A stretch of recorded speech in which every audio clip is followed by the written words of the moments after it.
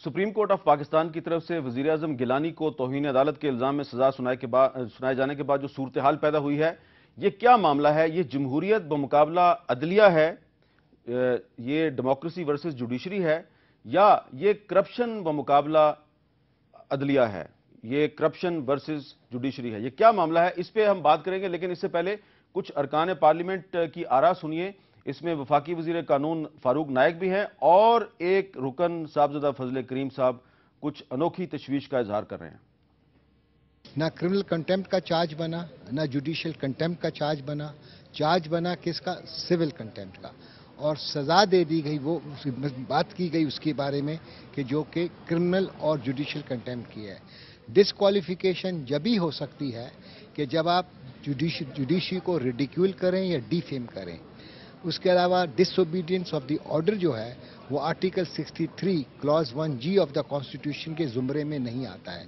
اس لیے ہماری یہ رائے ہے اور اس کی اپیل بھی فائل ہوگی کہ پرائم منسٹر صاحب is the prime minister and انشاءاللہ he will remain the prime minister. وزیر اعظم صاحب جو ہیں وہ آج وزیر اعظم نہیں رہے ہوئے، وہ وزیر اعظم تھے صبح 9:30 بجے تک جو ہے، اس کے بعد وہ وزیر اعظم نہیں رہے، اس ہاؤس کے وہ ممبر نہیں رہے۔ اگر وہ آتے ہیں تو زبردستی کرتے ہیں، قانونی اور اخلاقی اور آئینی جواز ان کا ختم ہو چکا ہوا ہے۔ اس سچویشن میں ہم کوئی ایک کمپریہنسو اسٹیٹمنٹ بغیر سوچ بچار کے نہیں دے سکتے، کیونکہ بہرحال یہ ایک بہت ڈیلیکیٹ سچویشن ہے اور اپوزیشن یقیناً اس کو افورڈ کر سکتی ہے کہ وہ ون لائنر دے سکیں۔ ہم میرے خیال سے فوری طور پر افورڈ نہیں کر سکتے کہ ہم کوئی اس کے اوپر آؤٹ رائٹلی کوئی ورژن دے دیں۔ پاکستانی قوم کے لیے یہ بات بہت شرمساری کی ہوگی کہ ان کا پرائم منسٹر ایک کانوکٹڈ سزا یافتہ وزیر اعظم ہو، لہٰذا ان کو یہ استحقاق حاصل نہیں ہے کہ وہ پوری قوم کی دنیا میں تذلیل کا باعث بنے، انہیں فی الفور اپنے عہدے سے علیحدہ ہو جانا چاہیے۔ یہ بھی کلیئر ہے کہ پرائم منسٹر اس سے ڈسکوالیفائی نہیں ہوتے۔ ایسے محسوس ہوتا ہے کہ سپریم کورٹ ایک طرف ہے، پارلیمان کی اکثریت جو ہے وہ دوسری طرف ہے، اور اب اللہ ملک پر، قوم پر اور جمہوریت پر اپنا فضل فرمائے۔ جو صاحبزادہ فضل کریم صاحب ہیں، انہوں نے دعا کیا کہ اللہ قوم پہ، ملک پہ، جمہوریت پہ اپنا فضل فرمائے۔ کچھ تشویش ان کو لگتی ہے۔ انصار بازی صاحب، آپ کو کوئی تشویش ہے یا نہیں ہے؟ دیکھیں، ظاہر ہے جب بھی کوئی ایشو ایرپٹ ہوتا ہے، کوئی سامنے آتا ہے، تو ہمیشہ اس کو ڈیموکریسی کے ساتھ گڈ مڈ کر دیا جاتا ہے، اس کو جوڑ دیا جاتا ہے۔ اگر اس کو یہ چاہتے ہیں کہ کوشش کی جائے کہ اس کو پارلیمنٹ ورسز جوڈیشری بنا دیں، ظاہر ہے ان کے پاس ایک یہ آپشن ہے اور کوشش بھی کریں گے۔ لیکن دیکھیں، جب کرپشن کے کوئی بڑا سکینڈل آیا، جب بھی کوئی بھی بڑا مسئلہ اس ملک میں آیا، انہوں نے ہمیشہ اس کو ڈیموکریسی کے ساتھ جوڑ دیا، جو کہ فراڈ کیا جا رہا ہے۔ میرا یہ کہنا یہ ہے کہ ڈیموکریسی کے نام کے اوپر اس ملک میں فراڈ ہو رہا ہے۔ آپ نے لوگوں کو سرو کرنا ہے، لوگوں کی بہتری کے لیے کام کرنا ہے، بجائے اس کے کہ آپ وہ کام کریں، آپ کرپشن کر رہے ہیں، مس گورننس کر رہے ہیں، اور مس گورننس اور کرپشن کے ذریعے آپ ایک انسٹیٹیوشن کو آپ نے تباہ کر کے رکھ دیا اس ملک میں۔ اور جب بھی اس کے بارے میں آپ سے پوچھا جاتا ہے تو آپ یہ کہتے ہیں کہ جی یہ تو ڈیموکریسی کے اوپر حملہ ہو گیا، یہ تو ڈیموکریسی کو تھریٹ ہو گیا۔ بھئی آپ بے شک الیکٹڈ کنسنسس کے ساتھ آپ الیکٹڈ پرائم منسٹر ہیں، لیکن کیا آپ کو یہ رائٹ ملتا ہے کہ آپ اس انداز میں مس رول کریں پورے ملک کو، اور پھر آپ سپریم کورٹ کے فیصلوں کی توہین کریں، ان کو ریڈیکول کریں، ان کے اوپر عمل درآمد نہ کریں، اور پھر جس طرح یہ کہا جاتا ہے نا کہ جی دیکھیں کرپشن کے تو الزامات لگتے رہتے ہیں۔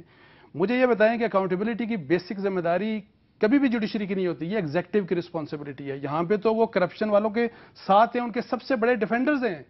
اور پھر دیکھیں یہ جو کہا جاتا ہے نا، میں جس طرح ابھی ظفر علی شاہ صاحب بھی بات کر رہے تھے، اصل پرابلم جو بیسک یہ ہے کہ بجائے اس کے کہ ہم ڈیموکریسی کی ٹرو سپرٹ کے، ہم یہ چاہتے ہیں کہ 500 سال یہاں پہ لگائیں، ان کی ڈیموکریسی کا مطلب کہ اپنی جیبیں بھریں، اپنے لوگوں کو کی اپوائنٹمنٹس پہ لگا دیں اور ہمیں 500 سال کا رستہ دکھا دیں۔ چلے، یہ آپ نے درست کہا کہ یہ جمہوریت کے نام فراڈ کیا جا رہا ہے۔ لیکن یہ بتائیں کہ جو آزاد عدلیہ ہے، کیا آزاد عدلیہ کا مطلب صرف سیاستدانوں کو سزائیں دینا ہے؟ توہین عدالت جو فوجی جرنیل کرتے رہے ہیں، دیکھیں ان کے خلاف کبھی کوئی فیصلہ ہم نے نہیں سنا۔ دیکھیں چونکہ ابھی آسما صاحبہ نے پہلے یہی بات کی تھی، یہی ڈبل سٹینڈرڈز کی بات کی تھی، تو ایک تو میں ایسی اگر کوئی بات میرے سے نکل جائے کہ ان سے ڈفرینس اوپینین ہو جائے تو میری ان سے ریکویسٹ ہے کہ وہ لڑائی والی بات نہیں ہونی چاہیے، اس کو ڈفرینس اوپینین مجھے بھی اور ان کو بھی تسلیم کر لینا چاہیے۔ دیکھیں پرابلم یہ ہے کہ ایک تو یہ جو انڈیپینڈنٹ اس وقت جو ہماری جوڈیشری ہے، مہران گیٹ کیس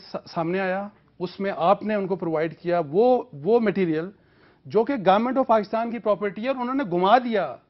گمایا کیوں؟ گما دیا یا چوری کر لیا گیا؟ نہیں, گمایا کیوں گیا؟ ہاں, گمایا اس لیے گیا کہ اس کی وجہ سے کچھ سابق سرونگ بھی نہیں, کچھ سابق جرنیل حالانکہ جو ایفیڈیوٹ دے چکے ہیں, اپنا جرم تسلیم کر چکے ہیں, ان کو بچانے کا مسئلہ ہے سارا. جنرل مشرف کو ہم پٹتے رہ گئے کہ جی ان کو آرٹیکل 6 کے تحت ٹرائی کیا جانا چاہیے. ان کو کس نے بگایا؟ یہ رپورٹس کون چھپا رہا ہے؟ تو اب پھر اس کی ذمہ داری ہم ڈال دیں ساری کی ساری عدلیہ کے اوپر. دس از ویری انفیئر. جی انتہائی انفیئر بات ہے. آزمان جہانگیر صاحب, اس کا مطلب ہے کہ ڈبل سٹینڈرڈز جو ہیں وہ اس کی اگر واقعی موجود ہے تو ذمہ داری تو سیاستدانوں پر بھی عائد ہوتی ہے نا؟ دیکھیں, سیاستدانوں کو تو کوئی ڈیفینڈ کر ہی نہیں رہا. ہاں جی. اور سیاستدانوں کو آپ کے لیے فیصلہ کرنے کے لیے 5 سال کے لیے ٹائم بھی ہوتا ہے. جی. اور سیاستدانوں کو ہم روز منہ بھر کے ان کو برا بھلا کہتے ہیں, آج بھی کہہ رہے ہیں. مگر دیکھیں, عدلیہ کو سیاستدانوں کے ساتھ نہ کمپیئر کریں. جی. سیاستدان گندے مندے ہوتے ہیں, ان کی کئی چیزیں ہوتی ہیں جو بڑی کرکٹ بھی ہوتی ہیں, مگر لوگ ان کو ووٹ کرتے ہیں اور نظریے کے تحت. مگر جب آپ کسی کو جج بناتے ہیں تو وہ صرف 2 چیزیں دیکھنی ہوتی ہیں, ایک اس کی انٹیگریٹی اور ایک اس کی کیپیبلٹی, اور تیسرا میں سمجھتی ہوں اس کی سینس آف ججمنٹ. اور یہ رہتے ہیں ٹل ریٹائرمنٹ. جی. یہ بالاتر ہوتے ہیں, ان کو کہتے ہیں سیزرز وائف, اور یہ ڈی پولیٹیسائزڈ ایک انسٹیٹیوشن ہے. ان کو بلنکرز لگا کے ڈی پولیٹیسائز ہونا ہوتا ہے. جی. جو سیاسی بندہ ہوتا ہے وہ تو ادھر بھی دیکھتا ہے ادھر بھی دیکھتا ہے, کئی قسم کے ہیر پھیر بھی کرتا ہے, اور ان کو پکڑنا بھی چاہیے, ہم ان کو کرٹیسائز بھی کرنا چاہیے, ان کے خلاف جلوس بھی نکلتے اور نکلنے بھی چاہیے. ان کو لوگ گالیاں بھی نکالتے ہیں, پتھر بھی مارتے ہیں. یہ کام ہم نہ سمجھتے ہیں جوڈیشری کے ساتھ ہونا چاہیے, اور نہ ہوگا انشاءاللہ. تو فرق تو آپ دیکھیں نا, بہت زیادہ ہے. اچھا. اور ہم یہ ایکسپیکٹ کریں کہ جی اگر جو جوڈیشری کے معیار ہے وہ سیاستدان کا معیار ہو جائے, یہ تو نہیں صحیح بات. اچھا, ایک سوال. مگر یہ اس میں آنکھیں بند کرنا, حامد صاحب 1 منٹ. جی. آنکھیں بند کر کے اور کہہ دینا کہ لیگل یہ وہ فلاں امکان, ٹھیک ہے, لیگل کانسٹیٹیوشن کے ہم اندر ہیں, مگر کیا جوڈیشری بھی کانسٹیٹیوشن اور لیگیلٹی کے اندر ہی چلی ہے؟ کئی چیزیں نئی انٹرپریٹیشن ہوئی ہیں. اچھا. اور بڑی اس طریقے سے ہوئی ہیں کہ میں حیران ہوں. اور صرف میں نہیں کہہ رہی ہوں, آپ یہ ICJ کی رپورٹ پڑھ لیں, وہ آخر انٹرنیشنل کمیشن آف جورسٹ ہے. جی. یا آپ باقی بین الاقوامی نیوز پیپرز پڑھ لیں, وہ بھی یہ بات لکھتے ہیں کہ یہ کہاں جا رہی ہے جوڈیشری. اچھا, یہ ایک سوال میرا سن لیں اگر آپ. سوال میرا یہ ہے کہ کیا ہم جو آج کی جوڈیشری ہے اس کو ماضی کی جو عدلیہ ہے اس سے مختلف نہیں سمجھتے؟ کیونکہ یقیناً اس عدلیہ نے, آج کی جوڈیشری نے بھی سیاستدانوں کے خلاف فیصلے دیے ہیں, لیکن اس کے ساتھ ہی ساتھ آپ دیکھیں کئی ایسے کیسز ہیں. مسنگ پرسنز کا کیس ہے, بلوچستان کی صورتحال کے بارے میں جو مقدمہ ہے, اس میں سپریم کورٹ کے جو چیف جسٹس ہیں ان کی آبزرویشنز دیکھ لیں, وہ کس قسم کی آبزرویشنز دے رہے ہیں. اور پھر ایک کیس میں تو انہوں نے ISI اور ملٹری انٹیلیجنس کے افسران کو مجبور کیا کہ وہ سپریم کورٹ میں آئیں اور بتائیں کہ انہوں نے کچھ لوگوں کو بغیر مقدمے کے کیوں پکڑا. پشاور ہائی کورٹ کے چیف جسٹس کی آپ دیکھیں آبزرویشنز کیا ہیں. انہوں نے کہا کہ ISI کا جو یہاں پہ سیکٹر کمانڈر ہے اس کا کورٹ مارشل ہونا چاہیے. تو کیا ماضی میں کبھی کسی جوڈیشری نے اس قسم کی آبزرویشنز دیں؟ آگے نہ چلیں, یہیں میں آپ کو روک دوں گی. جی. دیکھیں, اس میں ضرور فرق ہے. جی. جو پہلی جوڈیشری ہوتی تھی وہ تو ایگزیکٹو کی پارٹنرشپ میں ہوتی تھی. جی. آج یہ بات تو نہیں ہے, مگر معذرت کے ساتھ وہ ایگزیکٹو کے ساتھ نہ ہو, مگر وہ یہ نہ سمجھے کہ کوئی انسٹیٹیوشن بالکل بے باک نہیں ہو سکتا. ہر ایک کے اندر تھوڑی بہت لمٹس ہوتی ہیں.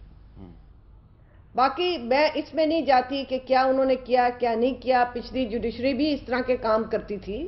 بانڈڈ لیبر کا کیس کیا ایکزولا صاحب نے, برنٹ ویمن کے کیس ہوئے, بہرحال ہوئے صحیح. مگر میں اس جوڈیشری کو بالکل سلام پیش کرتی ہوں کہ یہ ایگزیکٹو سے نہیں ڈرتی. ٹھیک ہے. جی, ظفر علی شاہ صاحب, کوئی راستہ آپ سجیسٹ کریں گے کہ کیا راستہ ہے جس کے تحت چلتے ہوئے یہ جوڈیشری اور پارلیمنٹ اور حکومت اور جوڈیشری کے درمیان جو لڑائی ہے یہ ختم ہو جائے؟ یہ ہے نا کہ we have to come out of our holes. یہ ہے کہ ہم یہ سوچتے ہیں کہ ہم اقتدار سے چمٹے رہیں گے اور تو پھر تو کوئی نہیں ہوگا. اگر وہ بھی کہیں گے کہ ہم تو سرکار کسی صورت میں نہیں چھوڑیں گے، یعنی جو بھی پارٹیاں ہیں. لیکن اب یہی تو پرانی کہاوت ہے نا کہ statement eyes on the next generation and politicians eyes on the next election. تو اگر الیکشن پالیٹکس کے نظر کرنی ہے جمہوریت تو ہمیں سوچنا چاہیے، اور اس کے بعد یہ عوام پر بھی لاگو ہوتا ہے. یہ تو اچھا ہوا کہ سپریم کورٹ نے یہ جو لسٹ ووٹر لسٹ کے بارے میں فیصلہ دیا ہے تو اس سے توقع ہے کہ وہ صحیح بنے گی. لیکن اگر وہ عوام بھی خود فیصلہ نہیں کرتے اور وہ بھی کسی اور چکر میں آ جاتے ہیں تو وہ پھر ہمارا تو یہی ہے توقع.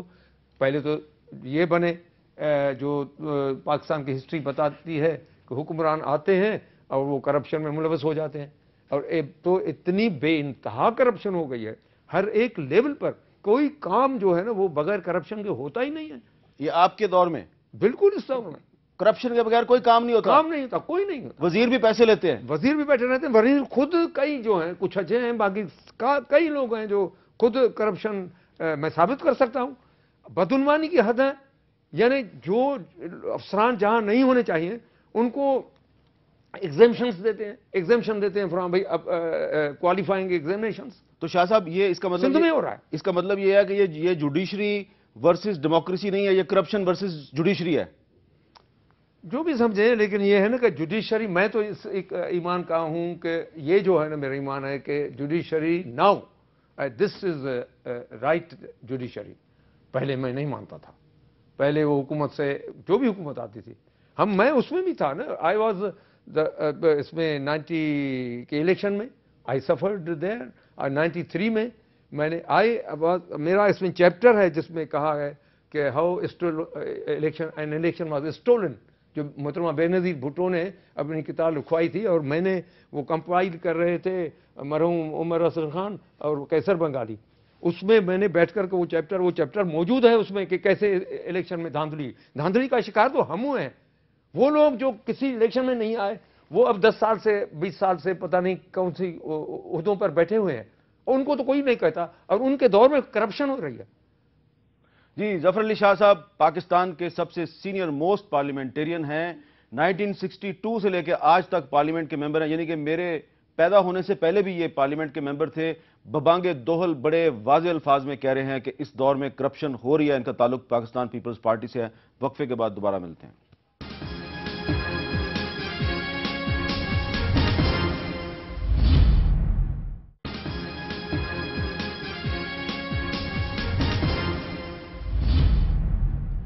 وقفے کے بعد گفتگو میں دوبارہ خوش آمدید. انصار عباسی صاحب، ایک سوال ذرا اس ایشو سے ہٹ کے ہے، ریلیٹڈ جوڈیشری کے بارے میں، اور یہ بہت سے لوگ یہ سوال کر رہے ہیں.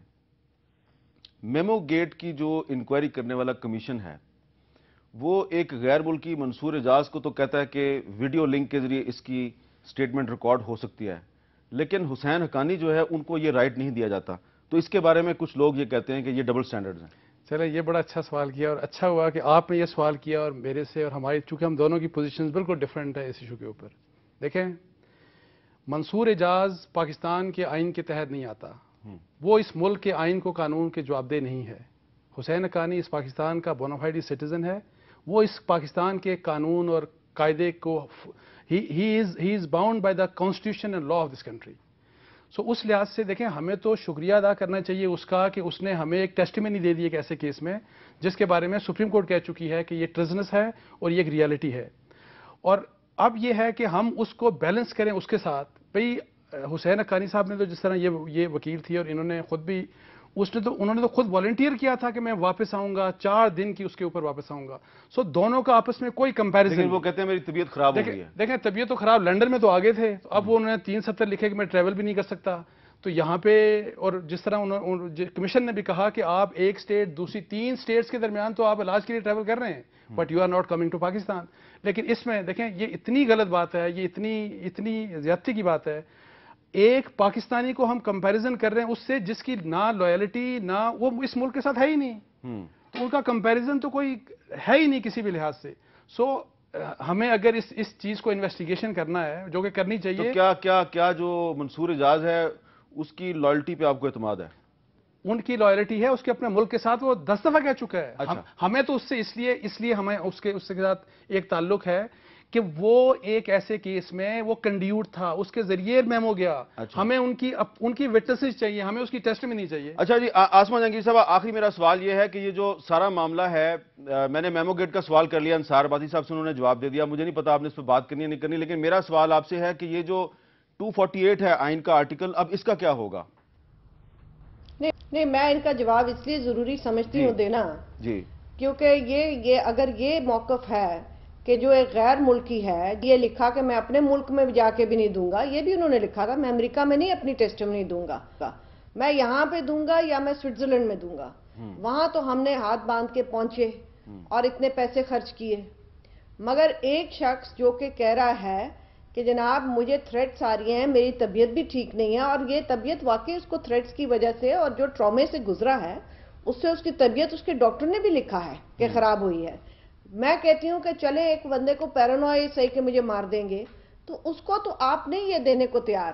کیونکہ آپ اس کو سزا دے رہے ہیں کہ وہ اس ملک کا شہری ہے، یہ سزا اس کو مل رہی ہے اور اس کو شاباش مل رہی ہے جو کہ کہتا ہے مجھے اس ملک سے کوئی تعلق ہی نہیں ہے.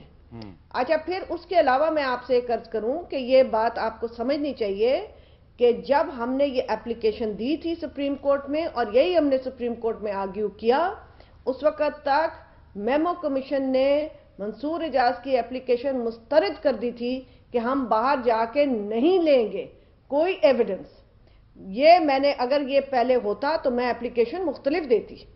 اس کے بعد کسی کی اپلیکیشن نہیں آئی ویڈیو لنک کے اوپر، مگر کمیشن نے بذات خود یہ تجویز پیش کی اور پھر اس کے اوپر خود فیصلہ کیا.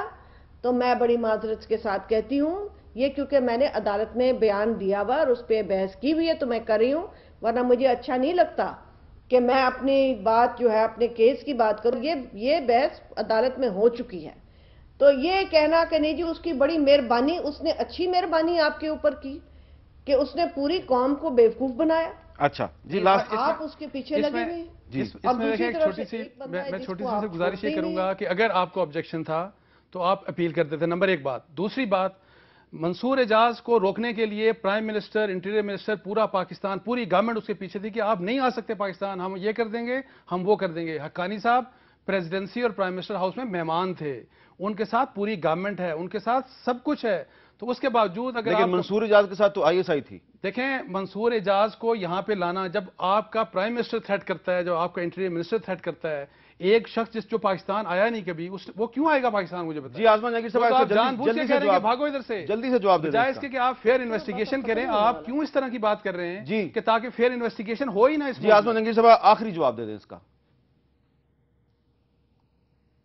میرے خیال ہے ان تک آواز نہیں جا رہی، لیکن انصار آبادی صاحب کہہ رہے ہیں اچھی بات ہے، ان تک آواز نہیں گئی. لیکن اصل جو ہمارا موضوع تھا وہ یہی تھا کہ پاکستان میں رول آف لا ہونا چاہیے. رول آف لا کے لیے ضروری ہے کہ جو عدالتوں کے فیصلے ہیں ان کو تسلیم کیا جائے. پاکستان کے سینئر موسٹ پارلیمنٹرین ظفر علی شاہ صاحب کہتے ہیں کہ اگر یہ آج وزیر اعظم یوسف رضا گیلانی کی جگہ ہوتے تو یہ استعفیٰ دے دیتے. اجازت دیجیے، اللہ حافظ.